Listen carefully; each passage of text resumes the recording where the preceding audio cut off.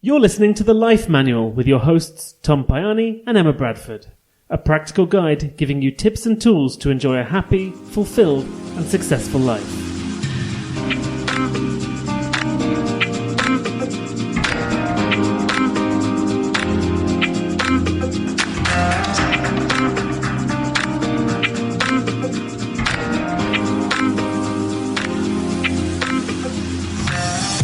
Welcome to The Life Manual with me, Tom Payani, and the lovely Emma Bradford. How are you today? Hello, I'm good, thank you. How are you? I'm great. All the better now I'm seeing you.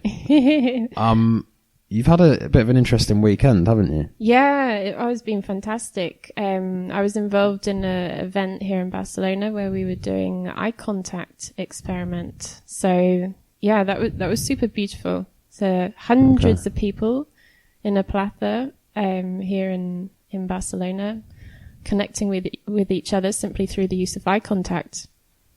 And yeah, it was really wonderful. Okay, nice. I mean, I'm completely going against that whole concept right now because I'm playing around with like sound buttons and stuff and I'm not even looking at it properly, so I'm sorry. But what are we going to talk about today, Emma? We're going to talk about the RAS, or the RAS, as some people call it. RAS, yeah. For the layman out there, what does that stand for? So that stands for the Reticular Activating System.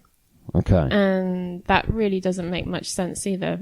No. Yeah, you haven't really helped us there. All right, yeah. It's a part of our brain, isn't it? It is. So it's, a part of the brain that acts like a filter between the conscious mind and the unconscious mind. Yeah. So,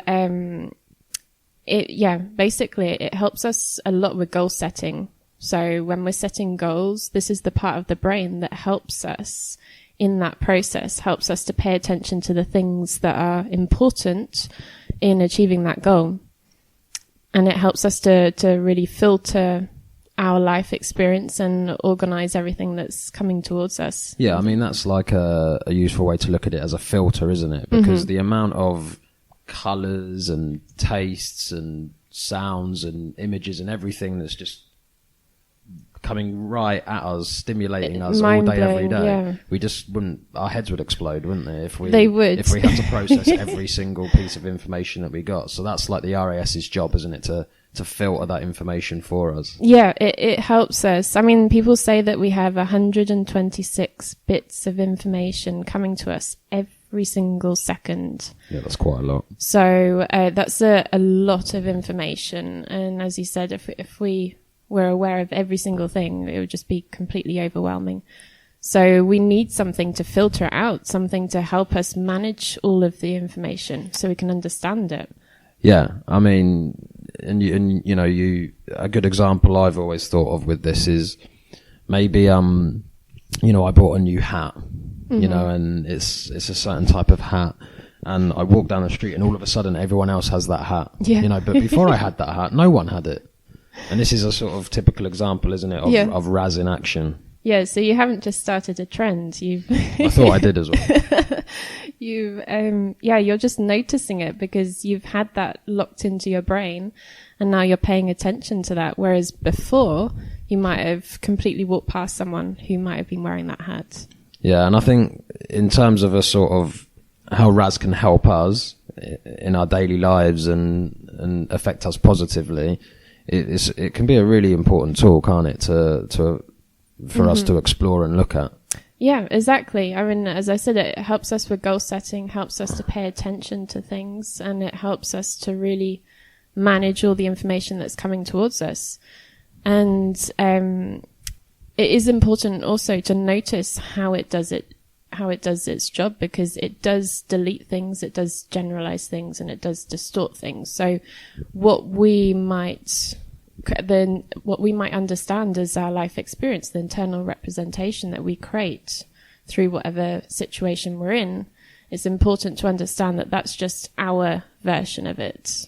One thing I really like about RAS is it's a fantastic example just to illustrate how much control we have over how we feel. Exactly. Because, if it's not good or bad, RAS, it just does what it's told.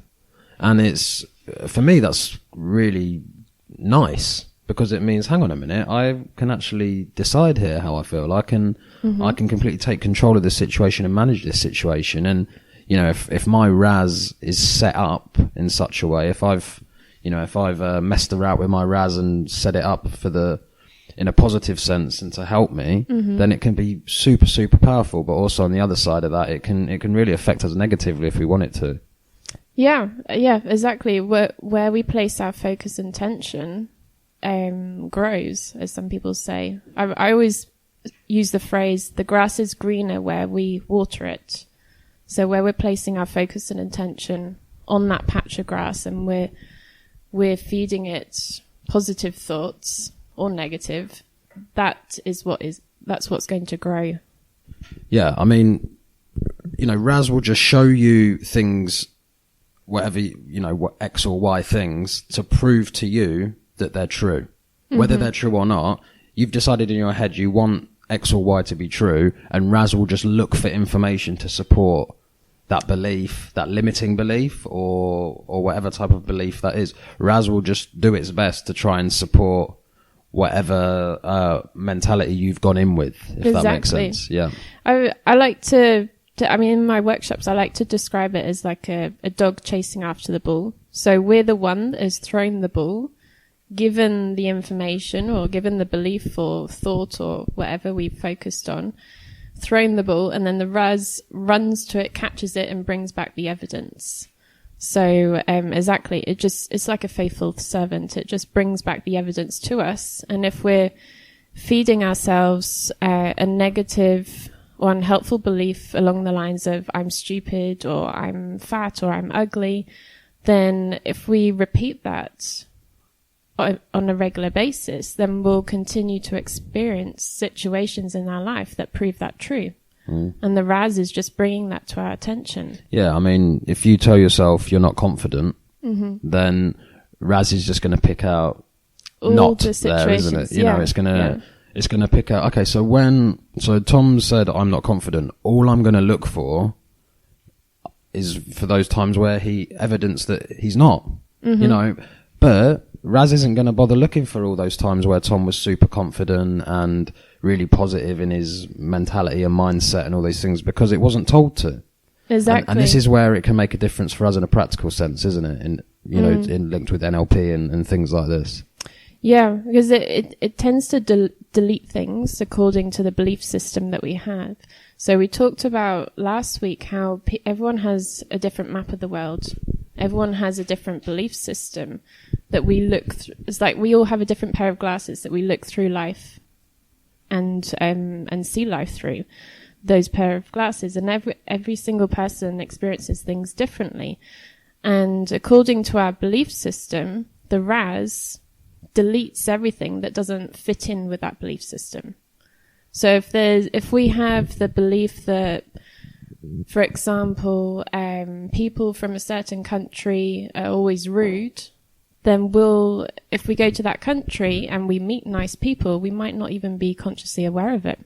RAS is just going to throw that information away, isn't it? Exactly. It's not even going to bring it to our attention, and we'll just continue to reaffirm that limiting belief. I mean, you know, RAS basically sums up the expression, you hear what you want to hear. Yeah. You know, that's it. So if I'm arrived in Spain and, you know, in my head, before I've arrived in Spain, I've decided that Spanish people are not very friendly, they're not going to be very friendly to me. Because RAS has told me, look for the instances where people aren't friendly. You just won't notice the friendly ones. Yeah, the friendly ones. Yeah. Exactly. Yeah. All right, but we're talking about the negative aspects of RAS, but then the beauty of it is you can just easily flip this around, can't you? Yeah, so you can through like if there's a particular desired outcome that you like to achieve, then you can focus on that, and through the use of visualization, so visualizing that desired outcome that you wish to achieve, feeding yourself positive thoughts and beliefs, that can really help you to feed that information to your RAS, and your RAS will start helping you noticing all the incidences in achieving that goal. So it'll help you to really notice the people, the connections, the programs, the books, the whatever it is that can help you in achieving that goal. Yeah. I mean, one way that really helped me, because you're much more intelligent than me, so I need to write things down to try and figure them out a bit more. But one thing that really helped me was I wrote down on a piece of paper self-talk, then to the side of that I wrote belief, and then next to belief I wrote proof, and I linked them all together in a chain, in a circle. Because whatever you say, that's your self-talk, your internal dialogue, whatever you believe. Spanish people are friendly, unfriendly, whatever. That's your self-talk. That turns into a belief.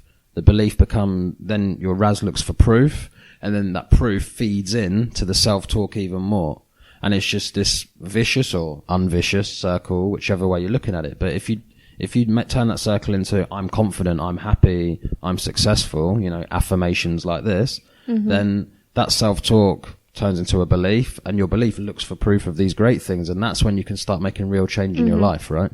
Yeah, I love that. That's great. And it's really important to remind ourselves of this, and that we have the control. Like, we're able to change that pattern, to interrupt it if we desire to do so. And it all comes back to something that we're probably realistically going to mention every week, which is limiting beliefs, isn't it? Because this is just a pillar that we'll always come back to, because it's just connected to everything.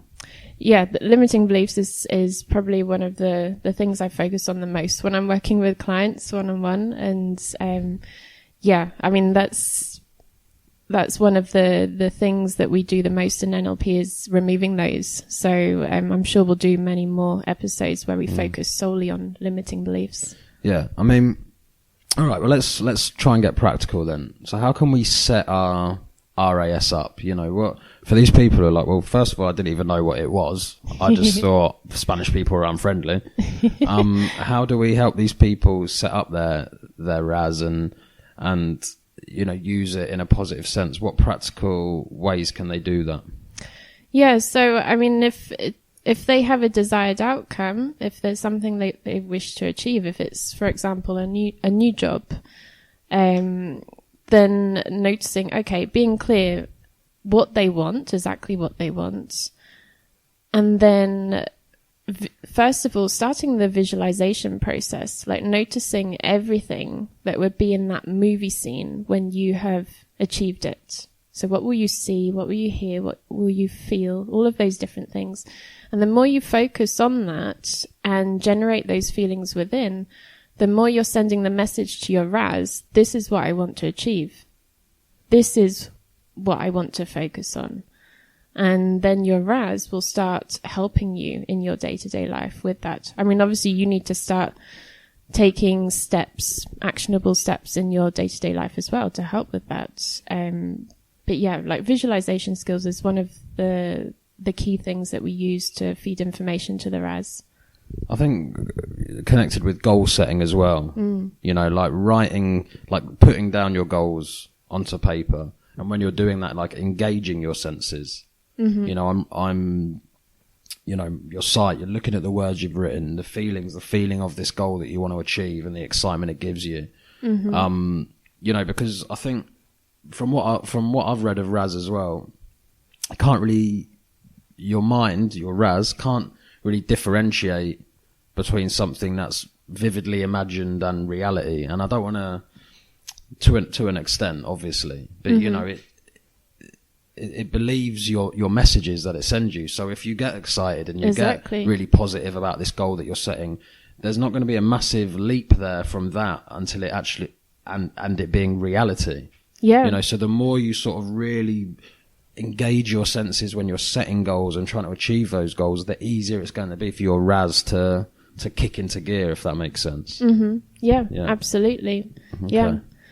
And also, like noticing all of the, like the fact that the RAS tends to delete, generalize and distort, there can be questions that we ask ourselves. So in situations, we can ask ourselves, okay, am I making assumptions here? Is there something else I can learn about this situation? Is there, what can I find out? Having that curious mindset, as we were talking about last week. That was last time, wasn't it? Yeah. And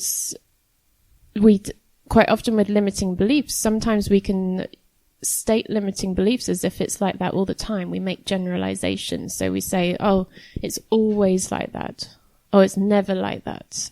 Using words along those lines. Whereas we can... I mean, sorry to interrupt, is our vocabulary in this, a massive factor?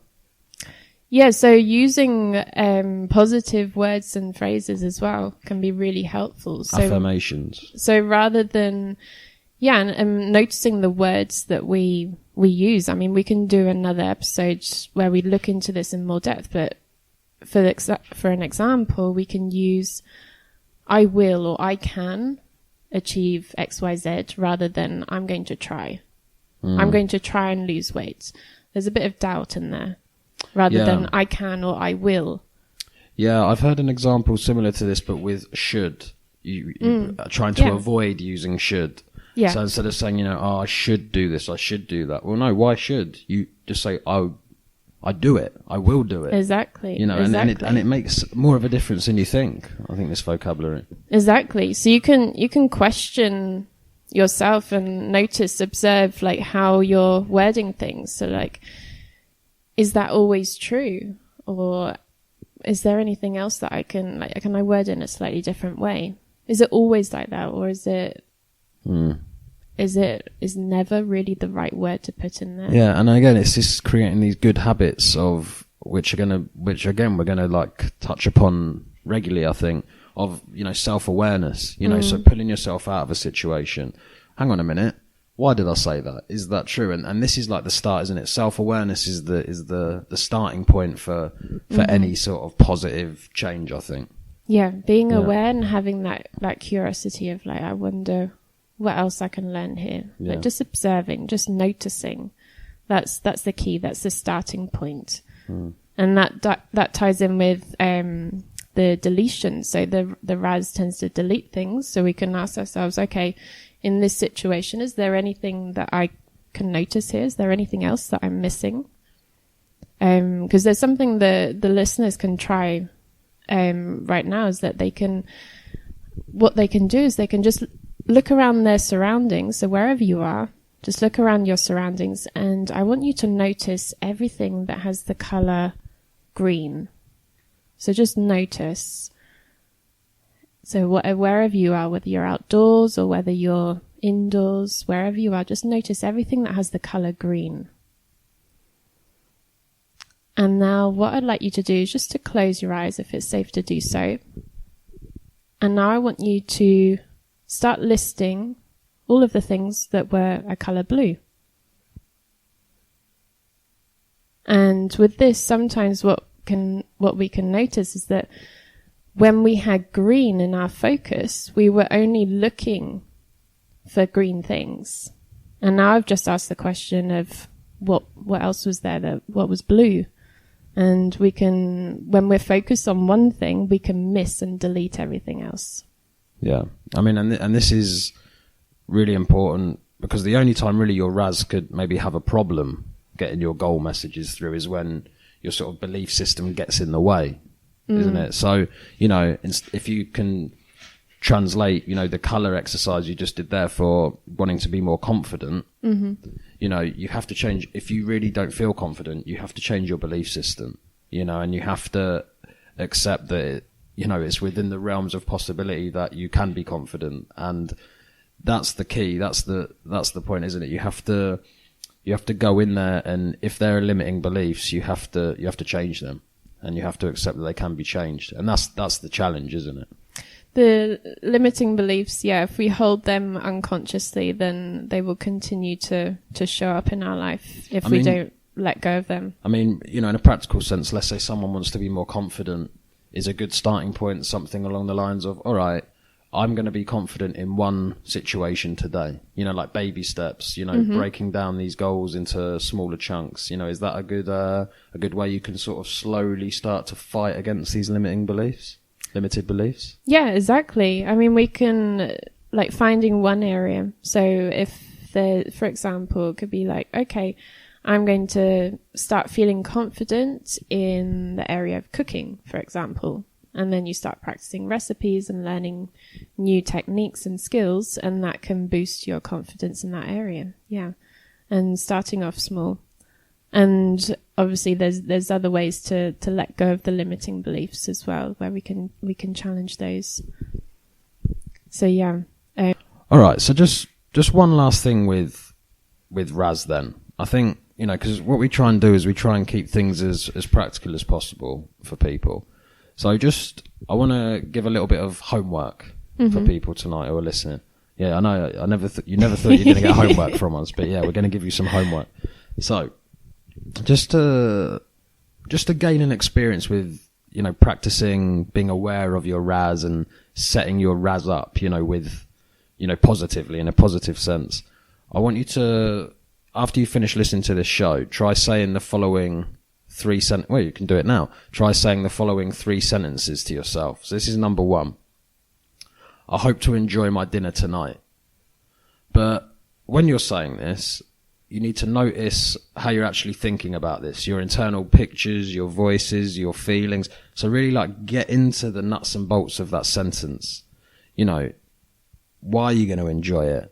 What food is it that you're going to be eating that you really like? When you eat that food, how does it feel? What other emotions does eating that food give you? Is it because you're with family or friends, or it's a time for yourself? So it's really getting into that thought process in a positive way of what you're saying. Something as simple as, I hope to enjoy my dinner tonight. Well, how are you going to enjoy it? Really think about that.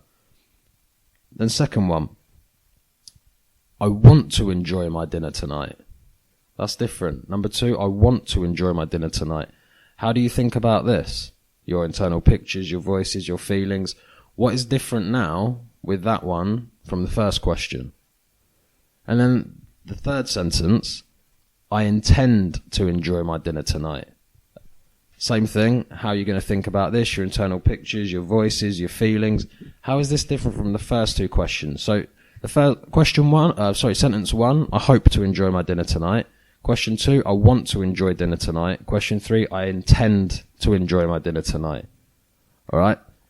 Sounds good. Just this small little change in language should create a different experience. What should happen, and it won't be for everybody, but the first one has a little bit more doubt, doesn't it? I hope to enjoy my dinner tonight. And it's what we were mentioning earlier about should and can and must. There's going to be more doubt there. Just that one word. It's hoping is kind of, there's that element of doubt, and you're just feeling it's a bit wishy-washy. Yeah. And then they said the second one, I want to enjoy dinner tonight. You will typically see what you want in the future, but you may not see yourself having it now. Mm-hmm. So it might be a bit more compelling, all right? Then the third sentence, intending to enjoy your dinner, supposedly this should be the strongest one, because it should put you into the act of fully enjoying your experience, being more present. Intending for something to happen will associate you into the experience of achieving that goal and all the feelings and images and sounds that go with it. So, it might not work for everyone, but that's the thinking behind it. Just by that change in language, the third sentence, when you do that exercise, you should feel much stronger emotions than the first 2. Yeah, and we can't obviously every person is an individual, and they might have different associations with different words. However, generally speaking, when we use words that are more dynamic and have that energy and power behind them, then we can feel very, very different. So yeah, intend to enjoy dinner, or I want to have dinner. Yeah. Enjoy dinner. Yeah. Let's hope they're having dinner tonight. Otherwise, exactly. This isn't going to work, is it? Yeah, exactly. All right, Emma. Listen. So I don't know.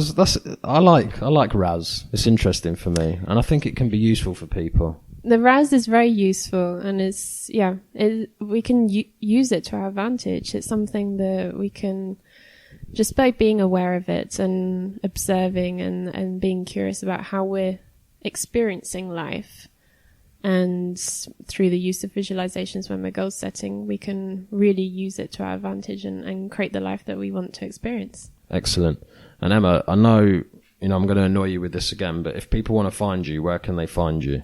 Yeah, so I have my website, so it's www.emmabradford.net. emmabradford.net. Yeah, okay. and everything is on there, free resources and information and links, everything. Brilliant. All right. Listen, thanks again for your time this week. Thank you. Really enjoyed it. This is The Life Manual with me, Tom Payani, and Emma Bradford, and we will see you guys next week. Bye. Bye-bye. You were listening to the Life Manual podcast with your hosts, Tom Payani and Emma Bradford. If you enjoyed this podcast, please share the link with your friends and family, helping us to spread these practical tools to more people in the world.